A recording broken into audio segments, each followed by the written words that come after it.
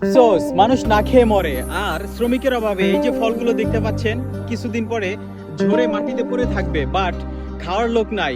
এখানে শ্রমিকের অভাব ইতালিতে, এই কারণে এই যে ফলগুলো দেখতে পাচ্ছেন এগুলো পারার লোক নাই এখানে। আমি কিছুদিন পরে আপনাদেরকে ভিডিওটা দেখাবো। অনেকে আবার ভুল ভাববেন যে ভাই আপনি মিথ্যা কথা বলতেছেন। আসলে ভাই এতটাই শ্রমিকের অভাব ইতালিতে যে এখানে ভাই বিশ্বাস করেন যে শ্রমিকের অভাবে আমি যেখানে আছি সিটিটায় অনেক কম বাংলাদেশি আছে, অনেক কম ইন্ডিয়ান আছে। এখানে শ্রমিকের অভাবে ভাই এই যে ফল দেখেন গাছে দেখতে পারতেছেন, বুঝছেন, এগুলো মাটিতে পড়ে থাকবে, বাট খাওয়ার লোক নাই, ছেঁড়ার লোক নাই।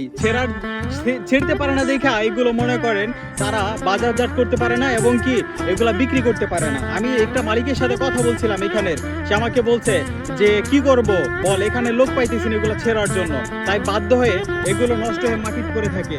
মাশাআল্লাহ দেখেন, রিজিকের মালিক আল্লাহ। বাট অনেক মানুষ আজকে গাজাতে অন্যান্য জায়গাতে না খেয়ে মারা যাচ্ছে, বাট এখানে দেখেন আল্লাহর নিয়ামত এই মাটিতে নষ্ট হয়ে যাচ্ছে, পড়ে যাচ্ছে, ঝরে যাচ্ছে, বাট খাওয়ার লোক পাচ্ছে না এখানে।